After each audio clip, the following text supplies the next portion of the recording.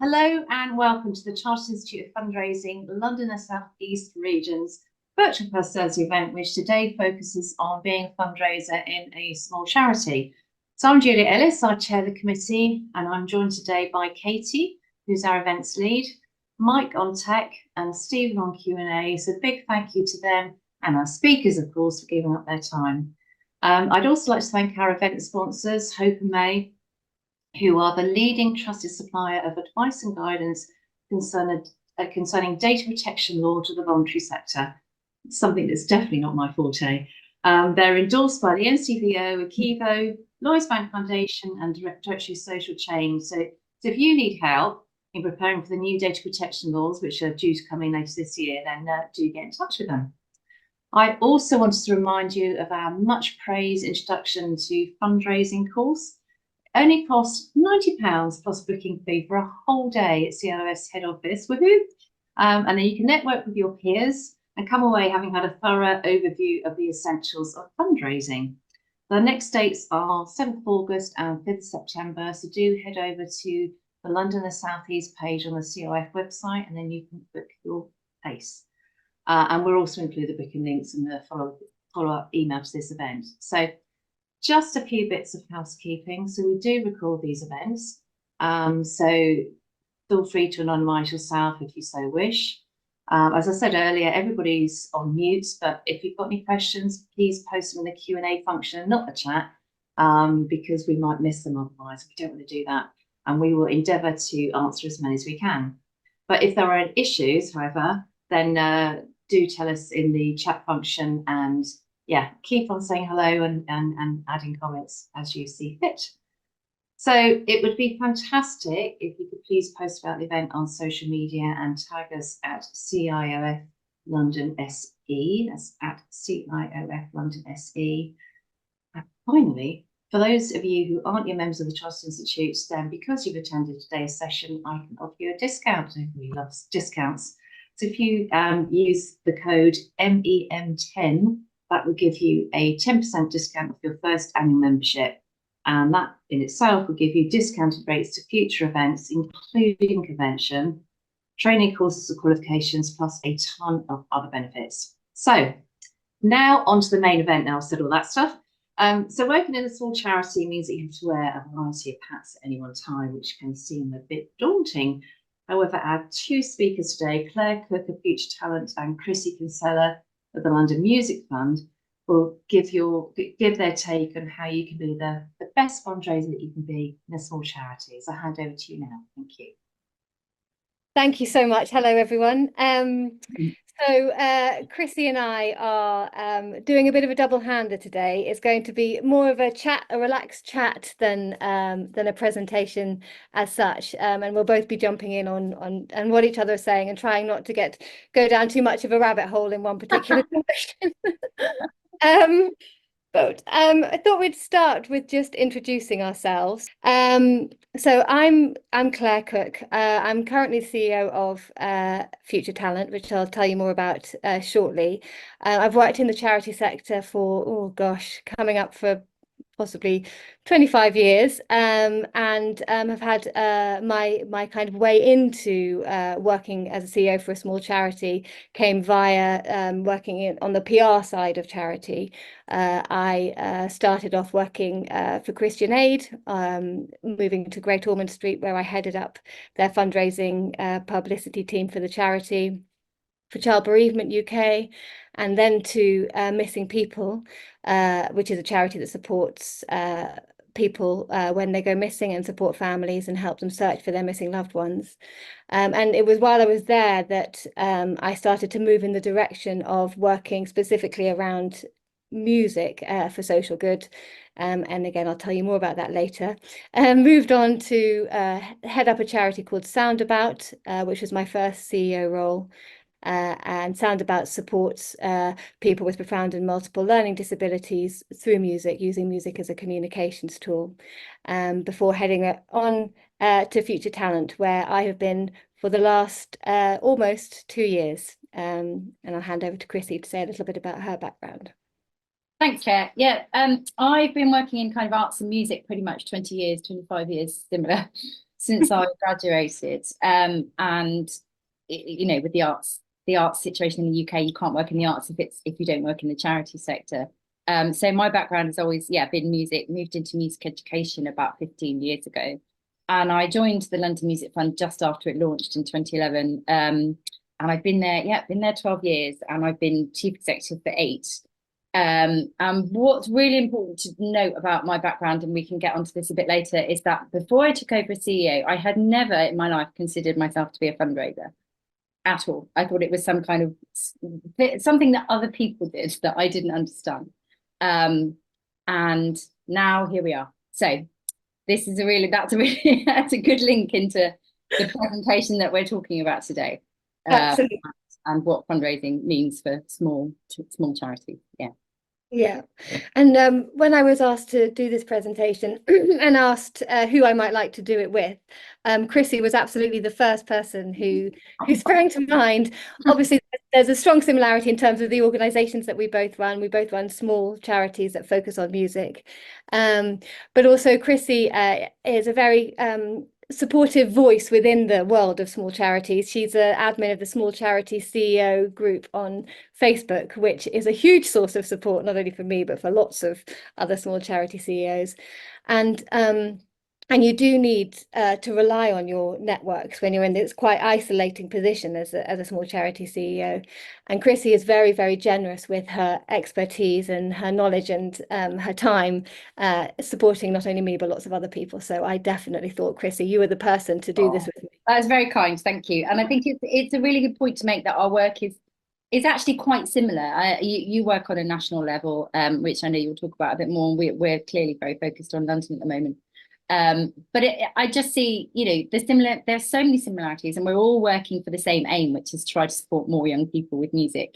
And the more that we can share and learn from each other, I think the better. So it's, there's no competition really, even though we're often chasing after the same pots of money, as we often talk about. Damn, you got that one and I didn't get that one.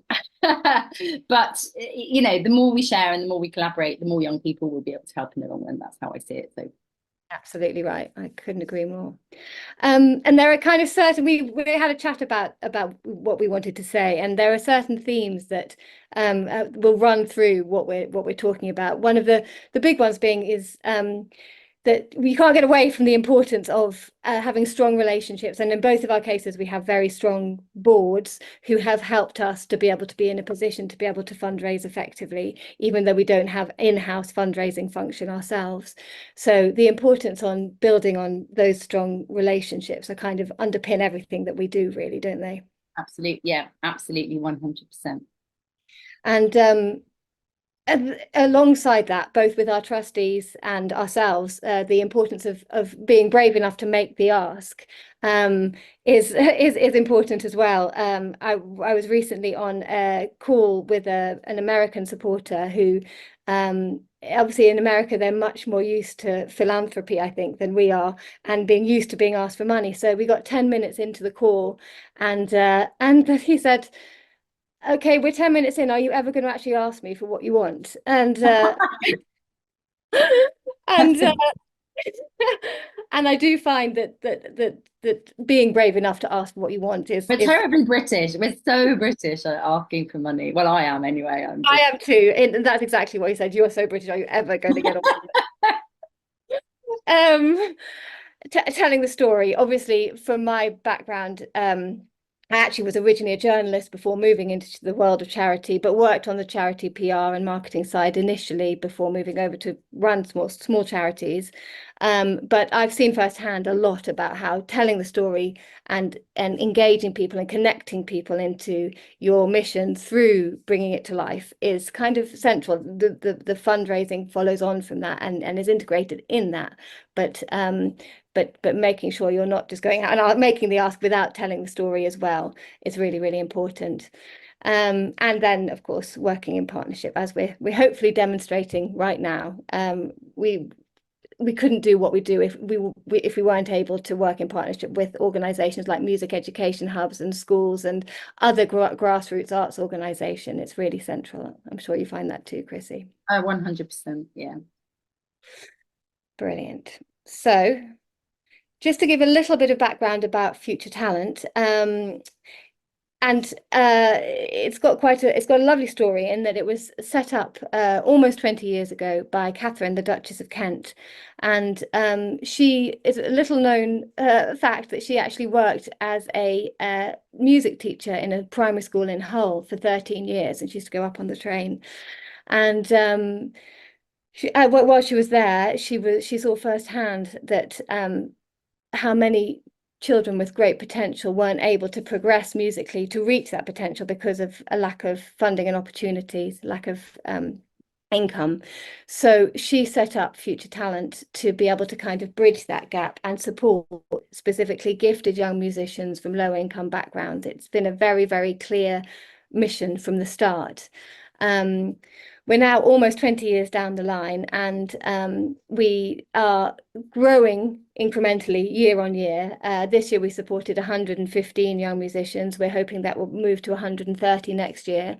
The way that we support is quite in depth, in that each young person gets individual funding for music lessons, music instruments, or whatever kind of musical costs that they need support on. And then they also are part of our programs. We have a junior program and a development program involving masterclasses with musicians, international musicians, mentoring, one-to-one mentoring, performance opportunities, and so on. And we create these tailored programs around the young musicians that we support.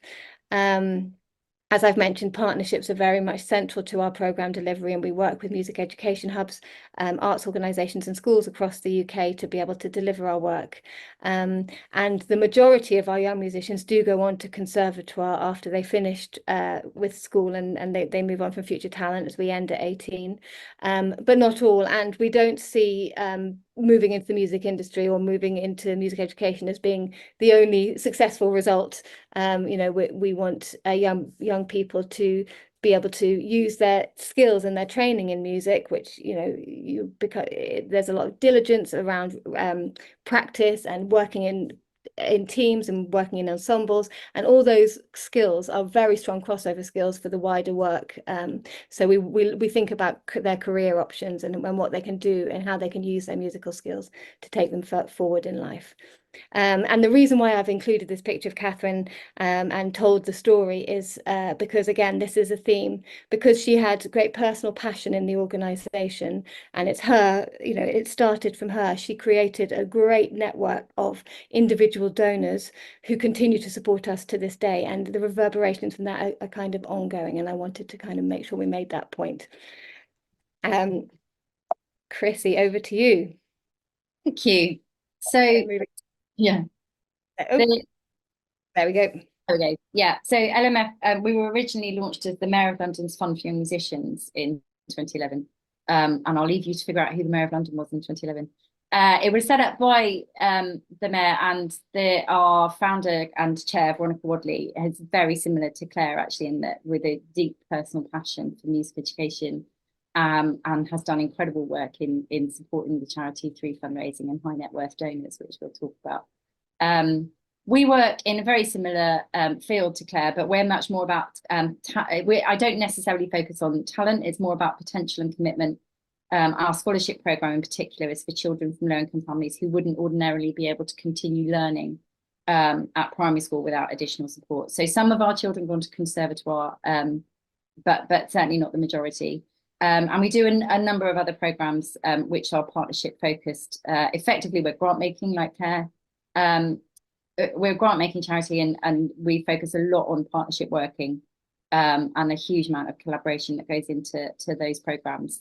And we've had huge impact over the last 12 years, which I've just outlined a little bit there below. But fundamentally, our mission is to support children from low-income families or young people who are facing barriers to accessing music education across London.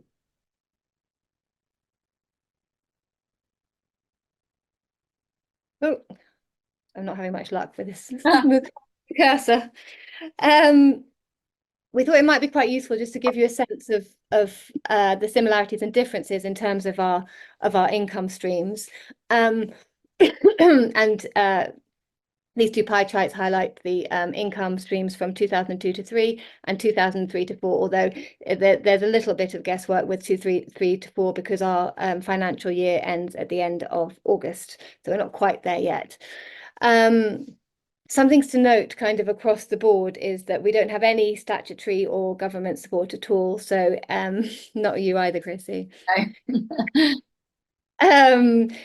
In 2002 to 3, we had no corporate donations, and we had managed to have secure our first corporate donation this year, which was for 10,000. So it was a small one, but it has set us off on our strategy for increasing our corporate donations, and I'll talk about that later.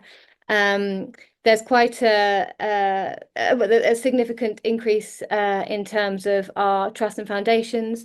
This was because we actually bucked the trend a little bit and achieved more of the applications that the trust we applied to than we were expecting to. And we have still quite a significant online campaigns income year on year. But our events income has gone down, and this is because we tend to tie in our online campaigns. So that's things like we do the big give twice a year. This year we also had the BBC Radio 4 appeal, and they tended to coincide with events that we were running for our supporters. So we tended to actually ask supporters to donate to one of those campaigns instead of actually the event itself. So that's why the events look quite small. Is there anything else I wanted to say on that? No, I think that's it. Everything else is pretty much as you'd expect. Chrissy, over to you. Thank you. So yeah, I've actually set out our kind of income breakdown in a slightly different way to Claire, because we also do events. We have three events, major fundraising events a year that bring in a substantial amount of income, but I've kind of taken the donations as individual donations in that respect. So we do online campaigns, which I've also included as individuals, and like I say, events income, which I've also included under, well, where the donation ended up, to be honest, if it was corporate, individual or trusts. It's a fairly even split. As you'll see, the trust and grant side of things, I've split this out as well. If we get a grant from a family trust, I consider that as an individual donation. I know some other people might do it differently, but for me, if it's come through an individual relationship and it's an individual personal donation that person has accessed from their family trust, I consider that to be an individual donation.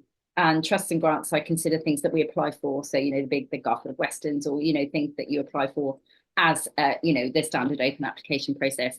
And, you know, in 23-24, as Claire said, our trust income has gone down, which has been really hard, actually, because we're only a team of 3, and our income is about between 600,000 or 700,000 a year. So I think we're punching well above our weight, and Claire, I know you are as well.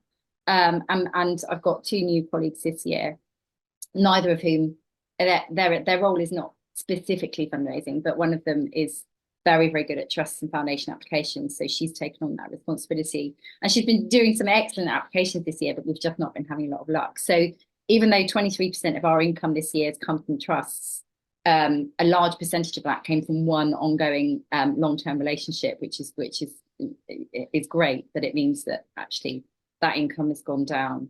We've been really lucky to have an ongoing corporate relationship with Google, which I'm going to talk about a bit further on. And yeah, our individual donors, as I said, from a variety of sources, has gone up this year. So almost half our income, if not more, now that we get to the end of our financial year as well.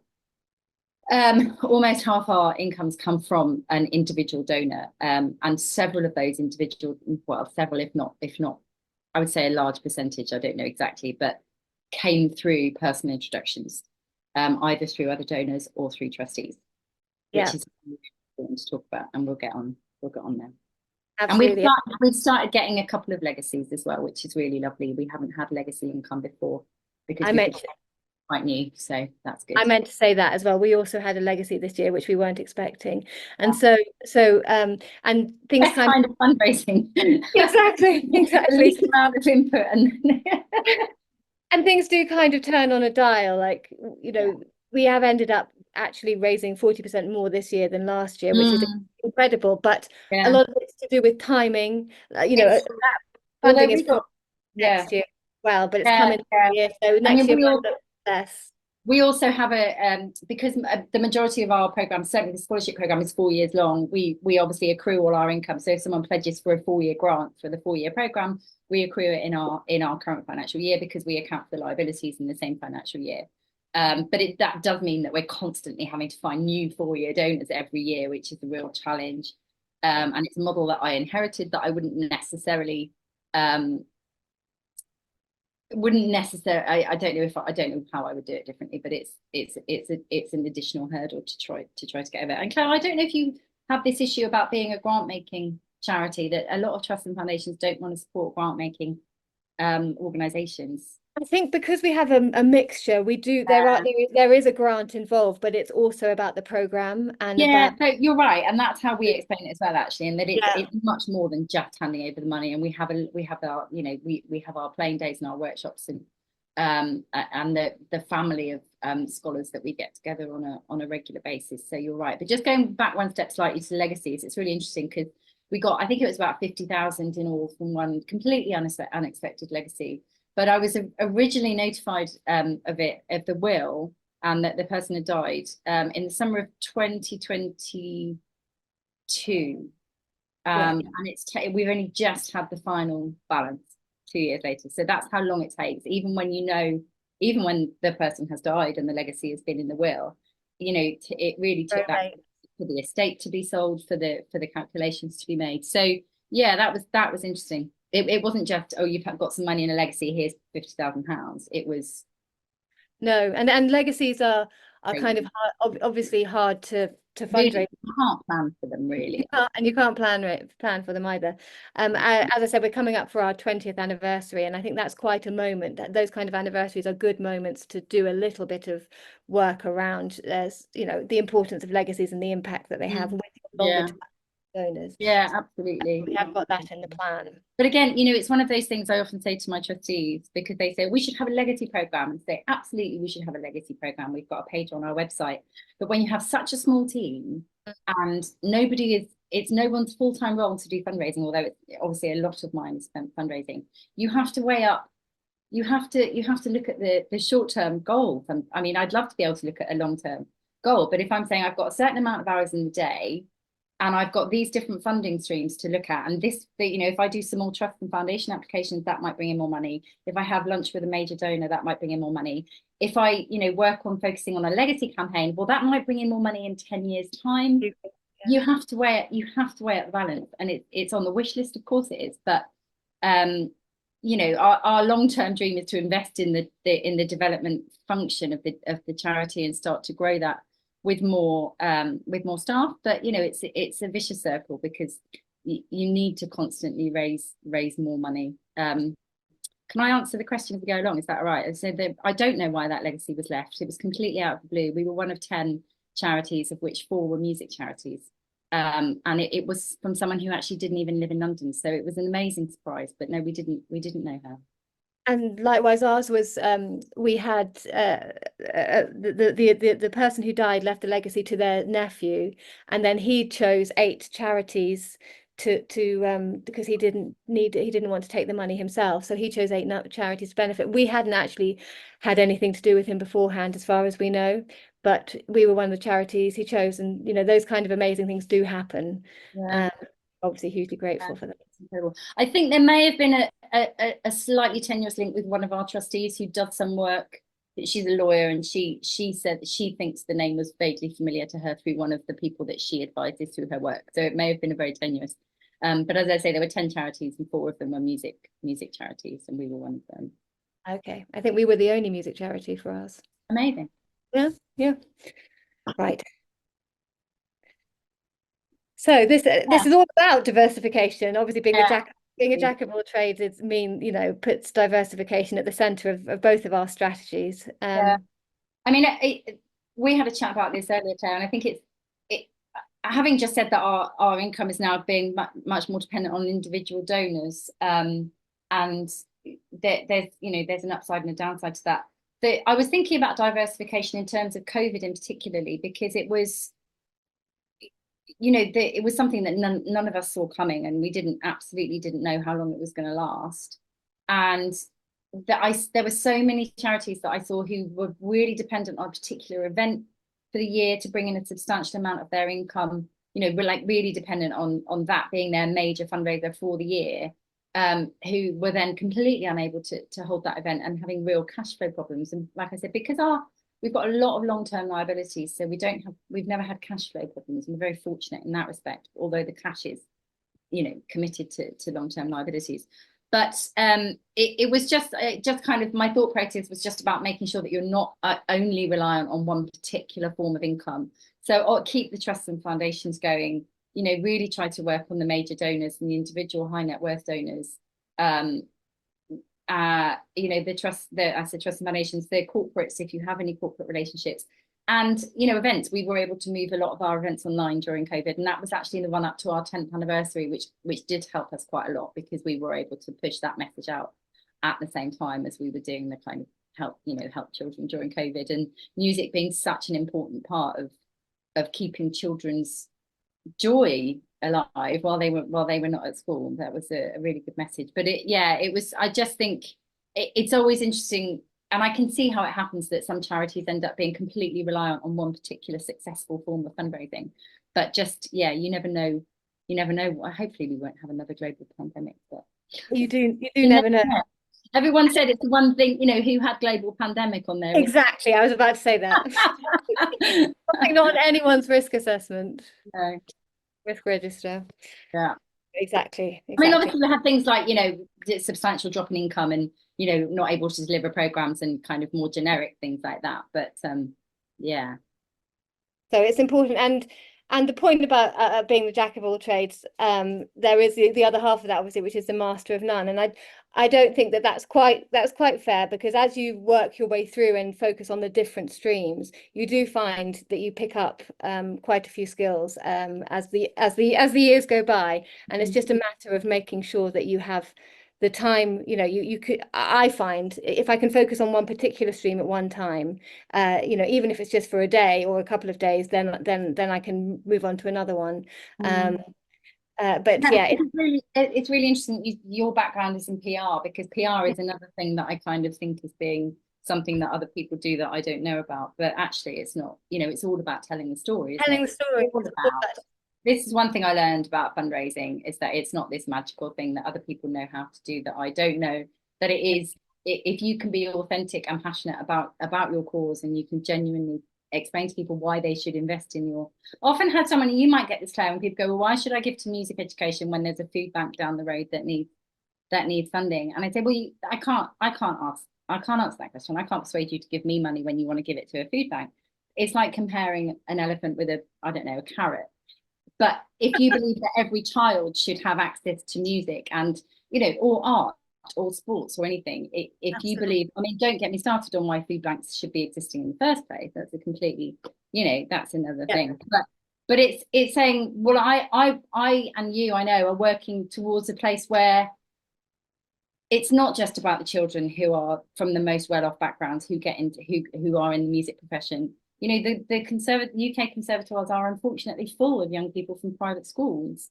Because it may be that a number of them were on scholarships and those kind of things, but there are real issues with and general arts and theatre and culture generally, I think, with a lack of people from working class backgrounds being able to access that higher level. So absolutely, a bit of a tangent there, sorry. No problems. But it ties quite nicely into this slide. Because I did want to have a little bit of a focus on the importance, and it does, you know, when you're working for a small charity, if you're not a kind of fundraiser with just fundraising in your title, but you do have to think about lots of different areas.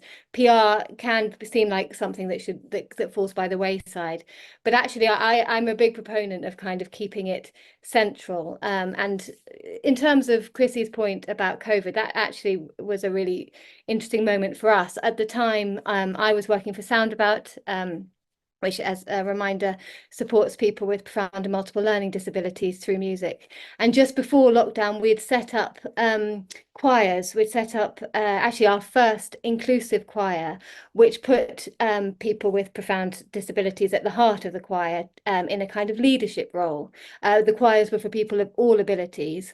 But what we wanted to do with the choir was to show how you may not have any initiating movement, you may not use words to communicate, but everyone can make music and can take a leadership role within music making. And so it was all going really, really swimmingly. And then lockdown happened. And again, we moved our choirs online. The process of doing that actually was even more impactful for the people who were part of it, because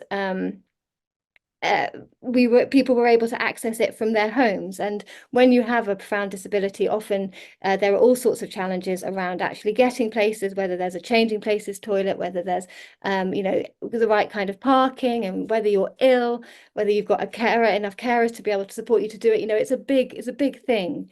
But because people were able to then access the choirs from home, they were able to, they grew, and we set up, I think we started off with, I can't remember however many, 3 or 4 choirs, and then came out of lockdown with about 15, because we were setting them up all over the country during that time. And Fergal Keane from the BBC, he did a feature about it for the 10 o'clock news. It was in May 2020, and the picture at the bottom, you can see a little clip of it from the news.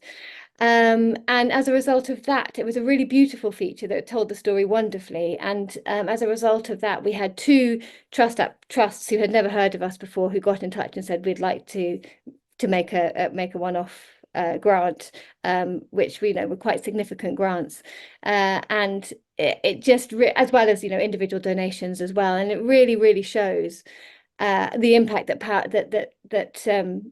telling the story that PR can have, if you actually get into if you're able to reach people and move them emotionally, that tends to lead on to people wanting to give and wanting to support in any way that they can. Yeah. So you're absolutely right, Claire. And it's so interesting. You'll see we had the amazing Simon Cowell, who is one of our ambassadors and came to the charity in 2018. And it's really important to mention that he came to our charity because he is friends with one of my trustees. And these relationships are so important. We didn't just kind of email his team and go, hey, can Simon come and be an ambassador? And I think even that trustee had been, working on him for quite a long time to get him to commit. But he did, and he and his partner Lauren have been really, really supportive of our work, and hosted a lunch for us in June, a private fundraising lunch with an amazing celebrity guest list, including Duchess of York, as you'll see there. And we had 13 pages in Hello magazine, which was phenomenally mind-blowing. But we weren't at all jealous, Chrissy, not at all jealous. No, I know, it was absolutely, it was insane. I mean, it was insane. I'm like, this. Yeah. It was a charity that we have 3 people, we're really, really small, but somebody like Simon Cowell to say that he is happy to put his name to and be associated with our work, I think is really, really important message. We did put a QR code in the Hello interview, and actually we got no donations from that, which is really interesting. So obviously the people that read Hello magazine aren't necessarily the people that would donate, but the coverage that we've had from that was brilliant. I did get an email from the director of PR from a major international charity a couple of weeks after, who was slightly digging for, I think she was trying to find out how much money we'd got from the Hello interview, and I'm not going to disclose what it was, but it was a good amount of money that they paid us for the interview, which was entirely negotiated by Simon's PR, who was amazing. And it's really important, like you were saying, Claire, it's really important to get these people on board with your message. So we were so grateful. But I think they were slightly, they're saying, we're trying to launch something with Hello, and basically, what did they give you? And I didn't disclose, but it was just the thing that made me laugh was the email from this multinational, multi-million-pound charity said, it'd be great if you could put us in touch with your comms team. Like, I have 3 people. That's me. Yeah, director of comms, director of finance, that's me. Director of fundraising, yeah, still me. I mean, it made me laugh a lot. But this is, you know, engaging. Like I said, you know, the introduction absolutely came through one of our trustees, and we couldn't have got to him without that. But he is engaged and he believes in the work, and we have created a charity that somebody like Simon Cowell is very happy to be publicly associated with, and I think that's really important. Yeah, absolutely. And a more recent example is that we were chosen to do the BBC Radio 4 charity appeal, and I think it's quite important to tell that story as well, because this is something that anyone who is a national charity can apply for, and I do think it's a really, really effective way of not only getting your message out and, you know, hopefully growing your supporter base and people who sign up to your newsletter, even if they don't make a direct donation, but also, you know, it's actively, you know, BBC broadcast asking for donations to your charity, and there's not often that you get the opportunity to do something like that. Our broadcast went out in February this year, and we had put in the budget, we'd expected a certain amount, and in fact we actually doubled the amount of income we were able to raise. Alexander Armstrong was absolutely brilliant. He did the broadcast for us, and he is really passionate about music, about the importance of access to music education. Obviously, he's on Classic FM himself. He's very closely linked to the cause, and he supports lots of charities in this kind of area. So I think that really came across, but we were blown away by the response to it, and I would definitely recommend, if you haven't already. Yeah, you need to be a national charity to qualify for that. You do, unfortunately do. You need to do it. And obviously it makes sense, it's a national appeal. Yeah. On Radio 4, but yeah, huge congratulations on that. Definitely, we need to just be mindful of the time. I think Katie can tell us if we're okay. Yeah, yeah. so talking about engaging corporate partners, like I said, we've been really lucky to have a fantastic relationship with Google since 2019, really. We were thinking about expanding our work to the non-formal sector, the non-formal music education sector, and I just had an idea of what that needed to look like, working with grassroots music education, music organisations across London who are working with young people in non-formal settings. So things like community centres and youth clubs and music studios. So the idea was really not fully formed and scientist. Again, we were lucky enough to have an introduction to the right person at Google, who said, this sounds interesting, come and see us. So I went to them in 2019 and we sat there and we had a coffee, and I said, I've got this idea. I don't really know what it's going to look like, but I think it needs to do this. I think there's a gap for this, and I think we can do this because this is what we do across London. I think this is what fits with your programs and your aims. And they got it. They said, yeah, this is great. This sounds really good. And they've been on board ever since. I'm not going to pretend that trying to have a corporate relationship with a multi-billion pound organization like Google when you're a charity of 3 is plain sailing. It's hard work. But the team that we work with are incredibly supportive and have been now for 3-4 years. We're just looking at next year and what that might look like and how we might expand the program. But I suppose the key message is that it was right. It was right for them and it was right for us. And they understood the concept. So we built the program together, and we built the program and we changed it a couple of times over the years in terms of what it looks like. And now it's much more about supporting young people into creative careers, which Google are very keen on. But they got it. They understood it, and they were keen to support it. And so I suppose that's the message, is finding people who are on the same page as you, and getting your foot in the door. I mean, it's frustrating. It's really frustrating. But you have to get a foot in the door somehow from someone. You do. Yeah, and that's amazing project, Chrissy. That's fabulous. We're very early in our journey, as I mentioned, with developing our corporate income stream. Again, via one of our trustees, we were able to secure a donation from a private equity firm who gave us a donation specifically to be able to engage a corporate consultant, because we have no fundraising resource in-house at all. It's just me, and so we had this little pot of funding to engage a corporate consultant, which coincided with our plans for our 20th anniversary year, which is November. We hit our 20th anniversary, and our plans have been to kind of use it as a moment of transformation in as much as we can. So our young musicians have been writing and recording an album. It's been produced, professionally produced, and we have some amazing guest artists involved in it. Some high profile artists like the Halle Orchestra. Nitin Sawhney is actually putting it all together for us, and Voces 8, and we have Harry Judd from McFly on the drums and so on. So we've been kind of engaging a strong musical base for the release of the album, and then that's going to be performed live on stage at the Roundhouse, which in Camden, which is obviously a huge venue and a big project for a charity of our size to be putting on.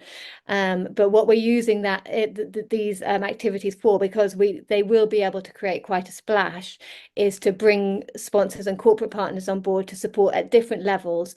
Things like the individual performances of the young musicians, and breaking it down to the travel costs or to the VIP reception, or whatever aligns most with the organisation or the companies that we're approaching for funding. And we're also launching our gifted campaign at the same time, which is more about the long term, growing the number of young musicians we're able to support year on year. So for companies for whom sponsoring an event is not really their style, but they're able to invest in future young musicians, they tend to be more interested in that side of the funding. So we're having some very positive conversations. Next week we'll have a conversation, which I think will pin down our first official sponsor, and I hope to be able to give good news on that in due course.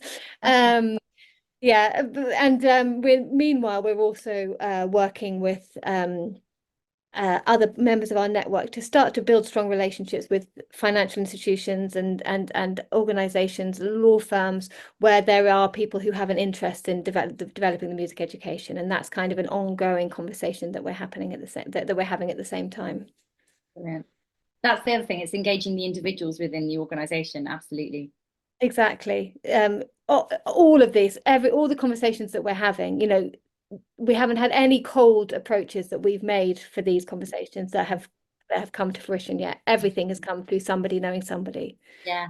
That's the reality of it. People give to people. I remember someone said to me, people give to people.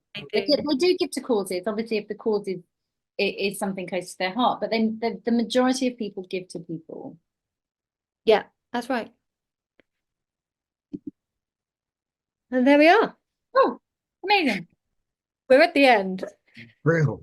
Thank you both so much. That was really, really insightful. I learned a lot myself, so I really appreciate your time. Thank you.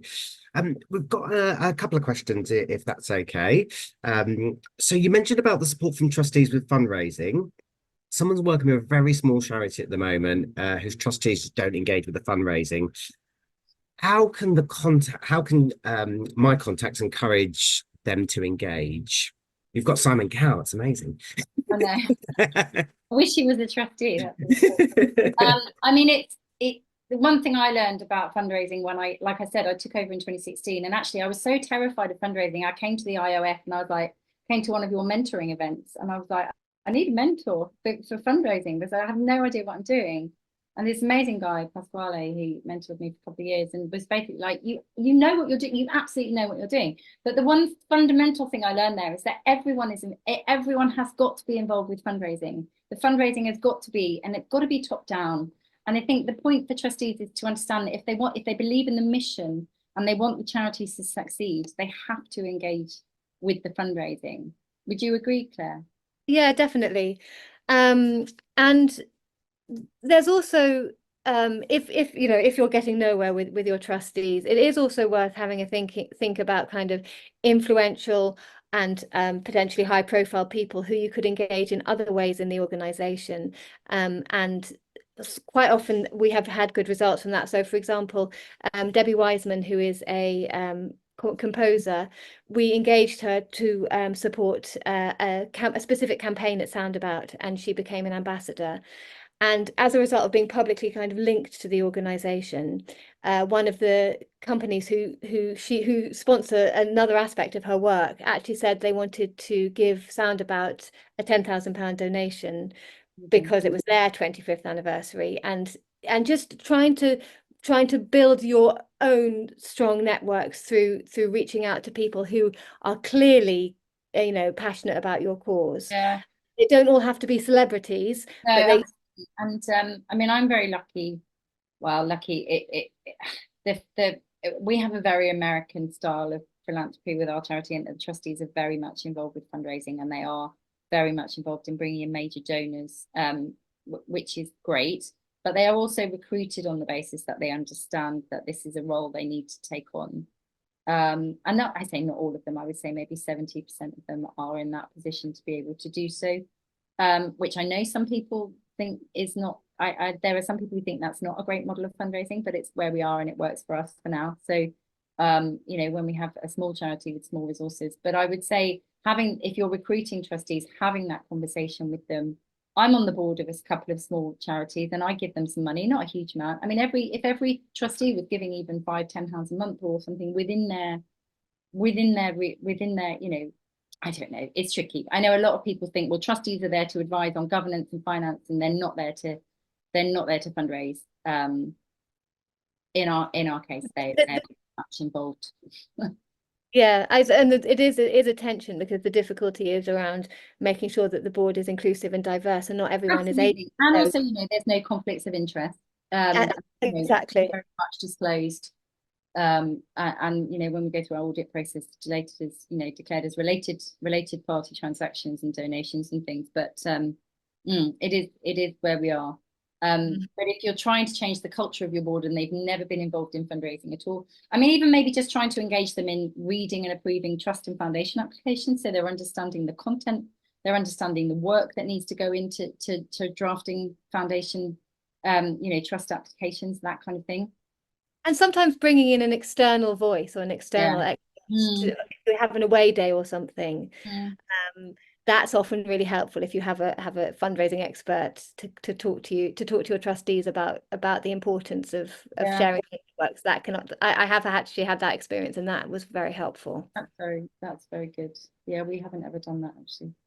Real, thank you. And I think you've kind of covered this in that little section there, both of you. But someone's asking about your tips for trustees who are low skilled and have limited contacts, and maybe a top tip each, if that's okay. I would say get them to read, to help with the funding applications.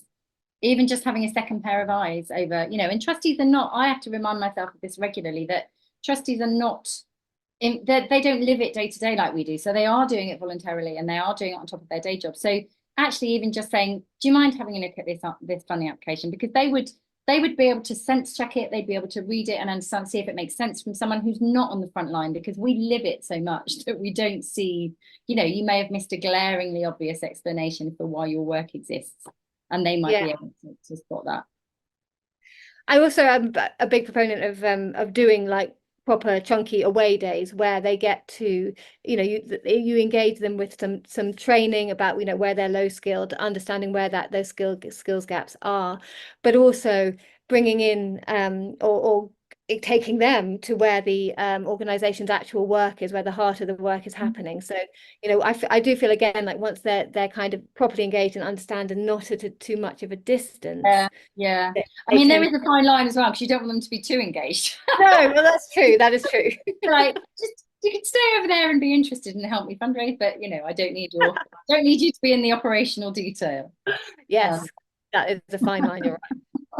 Very good advice there. Very good advice. This question is specifically for you. So Nick is asking about your approach to paying celebrities to get involved in your charity. Would you only ever work on a non-fee basis? Absolutely. Yeah, without doubt. I've never paid a celebrity to be involved. No, we haven't. I mean, if we've engaged one of our ambassadors on a professional basis to present an event, something, we've got Yolanda Brown, who is a TV presenter. And if we engage her, we will pay her a fee for that. But we've never approached someone and offered them a fee to get involved out of the blue. No, exactly. And yeah, I mean, the only other thing might be expenses. You know, you might pay for someone to be able to, you know, someone's travel to be able to get there. that would be I mean, the I think a lot of ours and yours as well, Claire, a lot of our ambassadors are professional musicians. And so I'm mindful that they are giving up their time, and the majority of them would absolutely give up their time for free. But occasionally, if we're doing a very high profile concert, their agent might say, you know, can you cover the, you know, can you cover the flights, or can you cover the fee for exactly, but no, just not the. But yeah. Yeah, as I say, we have paid a fee for one of our ambassadors to present a very high profile event for us, but that was definitely a professional engagement for her. Sure. Real, thank you. So this question is from the same person. There's two questions here, so I'm going to do them both together because I think they relate to each other, if that's okay. So how do you embed a fundraising culture across the charity? I've tried a few things. There is sometimes a reluctance among non-fundraising staff to talk about the money we have raised or get involved in fundraising. Yeah, that's so interesting. I mean, I've got a very small team, so it's they can't escape the fundraising conversations. But I think, Claire, the idea of a team away day is a really important one as well. And you may have team members who've been quite long-standing, who are, you know, a bit set in their ways and saying, well, my job is program delivery and therefore I'm not involved in the fundraising. I think it comes down to Claire's point about storytelling. And everyone needs to be involved in the storytelling. And the people who are doing the program delivery, for example, are at the front line of knowing those stories and understanding the impact that the work is having. And the fundraising team cannot do their work if they're not being given the information by the people who are seeing the daily impact. And I think it's trying to embed that, trying to get everyone to understand that their work cannot exist in a silo. You know, everyone, fundamentally, the charity cannot exist if the income is not coming in. And, you know, that's not saying anyone's role is more important than another, but everyone has to be responsible for sharing with each other to help bring in more money, which will help increase the delivery. And, you know, I think, yeah, would you agree, Claire? I would agree. And the other thing is kind of modeling it yourself. Yeah, absolutely. So one of my children had a summer fair, and a friend of mine and we did a vintage clothes sale at the fair, which raised, you know, 200 quid for future talent. But it's kind of showing that it's not just my job that's absolutely fundraising. It is, you know. No, that's true. I've done Ride London a few times for LMF, actually. Exactly. Nearly killed me the last time, but cycling 100 miles, won't do that again. But yeah, no, you're absolutely right. And it's that it's that everything comes from fundraising, and it's about having people understanding. I mean, maybe you could have people shadowing roles for a day, or you know, swapping tasks for a day. Wouldn't that be interesting? Yeah. It might be chaos, but you know. Yeah, fun. Real. Final question here. So someone says, I know you mentioned it was early, but how did you develop your strategy for corporates?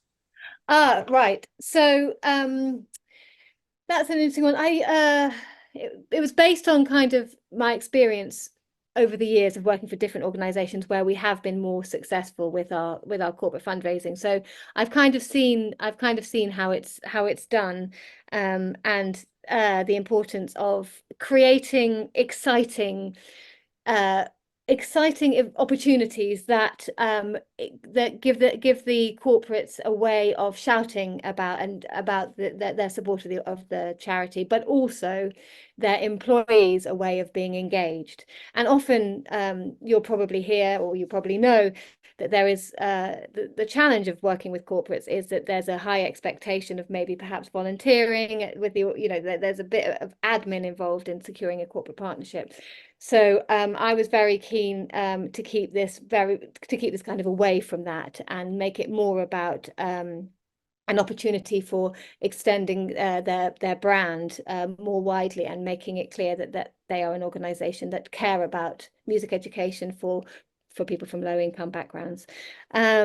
So the idea of creating this 20th anniversary campaign was with the corporates were kind of in my head very much for that, because I realized that there would be a great entertaining opportunity, that we would be able to bring in some high profile names who would be able to be photographed alongside the CEOs of different and and high profile members of the teams in different companies, and that always goes down a storm that they can then share on LinkedIn, and that we'd be able to create these tiers of support, as well as looking at the longer term.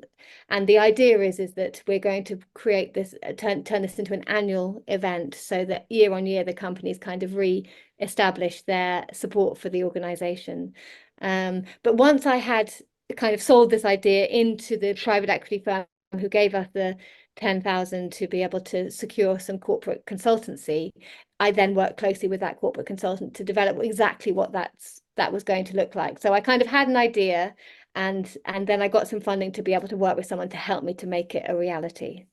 That's such a good point. We don't really have a corporate funding strategy. We kind of had the conversation came first, and then the corporate funding came second. But it's interesting what you say, Claire, about engaging the company. And obviously Google is absolutely enormous. We have had a good, solid, long-term relationship with ABRSM, the Music Exam School, as well, actually, and they've been closely with us. But with Google, there was just a funny thing when we first launched. We did the first round of Amplify. The project launched in the summer of 2020. And I appreciate that there was not much else going on in the summer of 2020, so this may be why this happened. But I opened our Twitter account one day, and we had all these notifications, and the CEO of YouTube had tweeted about it. The actual CEO of YouTube in California had tweeted about the launch of this program, and I was like, oh my God, what's going on in my world? So that they'd got, I think it was in some kind of team newsletter or something, that they'd got wind of it. But like I said, there also wasn't much else going on. 2020, so maybe that was why. But that was amazing. Thank you so much. I really appreciate all your time. There's lots of great comments in the chat as well. But I'll hand over to Juliet. As you can see, we could talk about this all day, and we do. And it's lovely. It's just so amazing to, like, to feel your passion almost about what you do. And you are definitely not masters of none. That's very, very clear. So thank you so much for sharing all of that, and reminding us as well, I think, about the importance of telling stories and that people give to people. I think that's so, so true. And thanks to Chrissy for name checking Pasquale. He's still involved with CIOF. And I laugh because he was my absolute lifesaver, and he just held my hand for 2 years while I got my head around fundraising. Oh, that is so nice to hear. Well, he now runs our intro to training program. So yeah, he's still around, and I'll pass that on. Yeah. So thank you. Thank you both. So next month's first Thursday is on Thursday, the 3rd of September. It's an evening session from 6 to 8 p.m. And it's hybrid. The in-person part is in central London, near Old Street Tube, but you can also join us online. If you are able to make it in person, we can give you food and offer proper networking. So do come along if you're around, and it's all about Christmas fundraising, because definitely, like, you should be like thinking about that by then. Even that sounds a bit horrifying. So yeah, so do join us. A big thanks again to our speakers and the First Thursday team, and thanks everyone for joining. Look after yourselves and enjoy the sun whilst we have it. Okay, see you soon. Bye bye.